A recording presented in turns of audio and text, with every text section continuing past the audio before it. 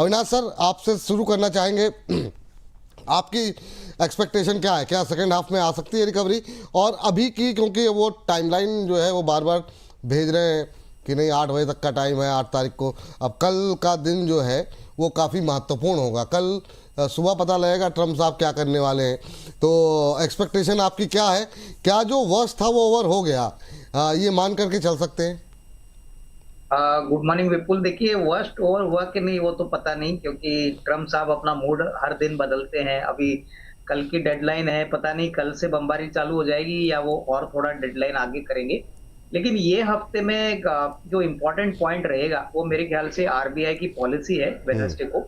और ये पॉलिसी में हमको लगता है कि शायद आरबीआई गवर्नर साहब रेट चेंज न करे, लेकिन उनकी जो कमेंट्री है वो हॉकिश हो सकती है।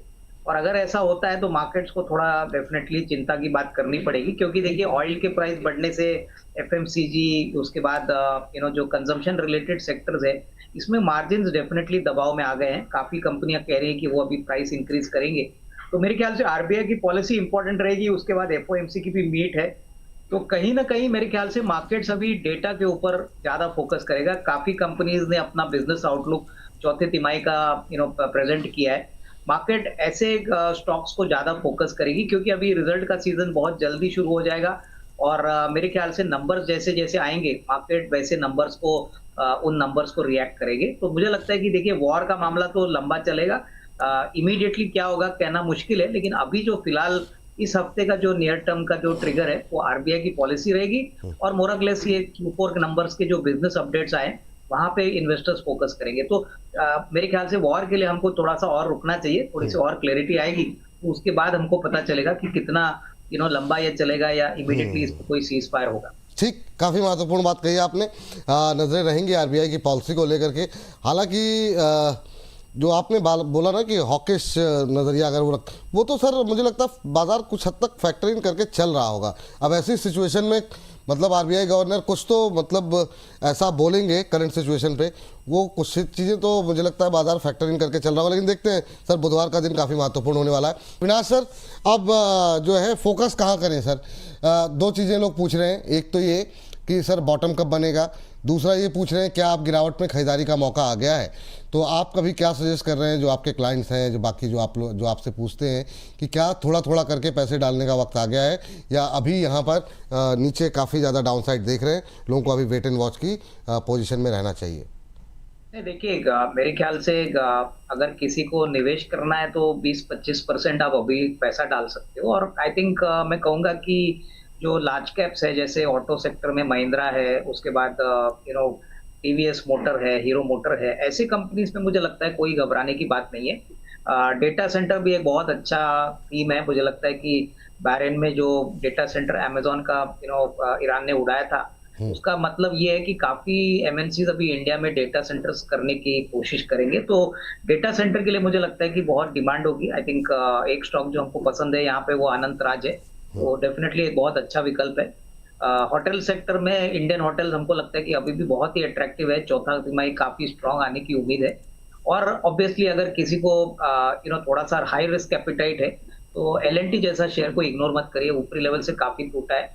तो डेफिनेटली एक अच्छा विकल्प हो सकता है। प्लस रेलवेज और डिफेंस, ये दो ऐसे सेक्टर्स है जहां पे कोई भी गिरावट अगर मिलती है तो आपको खरीदने के मौके समझना चाहिए। मुझे लगता है एचएएल देखिए, बीएल देखिए, बिजनेस आउटलुक दोनों कंपनीज ने बहुत शानदार प्रेजेंट किए। और रेलवेज की बात करें तो टीटागढ़ अच्छा लेवल पे आया है, जुपिटर वैगन्स अच्छे लेवल पे आए।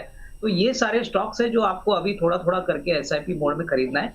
20-25% पैसा अभी लगाइए और मार्केट को ऑब्जर्व करिए। मुझे लगता है कि जैसे कोई मार्केट में अपसाइड आएगी, सेंटिमेंट इंप्रूव होगा, तो ये सारे स्टॉक्स में एक अच्छा रिस्क रिवॉर्ड आगे बन सकता है। सर, चूंकि आपने अभी टीटागढ़ का जिक्र किया, एक दर्शक हैं, उनका सवाल भी ले लेते हैं। टीटागढ़ पे उन्होंने 950 पे शेयर खरीदे हुए हैं, 331 पे कह रहे हैं 1 साल वेट कर सकते हैं। आप कैसे देख रहे हैं सर टीटागढ़ को अभी? क्या जो 1 साल का नज़रिया है, लॉस करीब 350 रुपये पर शेयर का है? देखिए, 1 साल में क्या होगा कहना मुश्किल है, लेकिन इनके पास करीबन 3-3.5 हजार करोड़ के ऑर्डर है मेट्रो के लिए। उसके बाद रेलवे के वैगन बनाने में तो ऑलरेडी इनके पास सबसे ज्यादा शेयर है। मुझे लगता है कि कम से कम 12-18 महीने का टाइम फ्रेम रखिए और थोड़ा एवरेज करिए। देखिए, ऐसी कंपनीज में एकदम शॉर्ट टर्म मत सोचिए। अगर अगला साल डेफिनेटली अच्छा होगा तो उसके पॉइंट ऑफ व्यू से इसमें अच्छा पैसा बनेगा, प्रोवाइडेड आप एवरेज करो और यहाँ पे इन्वेस्टेड रहो कम से कम साल 1.5 साल। प्रगति जी जानना चाह रही हैं अविनाश सर केएसबी पंप के बारे में, तो आपका व्यू क्या है? ये जितने भी अविनाश सर ये भी हम देखते हैं जुलाई अगस्त के आसपास या उससे पहले मानसून सीजन के पहले थोड़ा सा हरकत में आते हैं, अभी क्या करना चाहिए? इनके पास 775 के पे लेकर के बैठी हुई हैं, क्या अभी वेट करना चाहिए? आपका व्यू क्या है केएसबी को लेकर के? नहीं, मेरे ख्याल से देखिए केएसबी पंप्स एक जर्मन एमएनसी कंपनी है जो पंप्स बनाती है और मुझे लगता है कि देखिए इनका जो ऑर्डर बुक है, इनका जो ट्रैक रिकॉर्ड है, इसको देखते हुए मुझे लगता है कि इन्होंने काफी अच्छे लेवल पे एंट्री की है। मेरे ख्याल से अगर नजरिया इनका कम से कम 12-15 महीना है तो मैं समझता हूँ कि 850-900 रुपए भी पॉसिबल है। तो यहाँ पे डेफिनेटली होल्ड करिए, मुझे लगता है अच्छी कंपनी इन्होंने सिलेक्ट की है। कंपनी का जो परफॉर्मेंस है आने वाले साल में भी काफी अच्छा रहेगा। पूरे सेक्टर पे आपका view Avinash sir, last question. और वेदांत फैशन आप देख लीजिए, ये भी 3.25% की तेजी दिखा रहा है, करीब 377 का लेवल। आपका व्यू क्या है सर इस पे, और डिस्क्लोजर भी? नहीं, आई थिंक व्यू पॉजिटिव है विपुल, क्योंकि देखिए जो बिजनेस आउटलुक आ गया है सारी कंपनीज का, आई थिंक ऑब्वियसली लग तो रहा है कि चौथी तिमाही काफी अच्छी आएगी।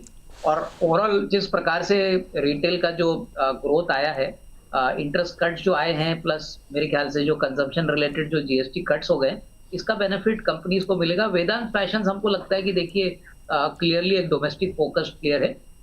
फेस्टिवल्स और त्योहारों के टाइम पे काफी अच्छे इनके बिजनेसेस चलते हैं, तो यहाँ पे भी पोजीशन होल्ड करें।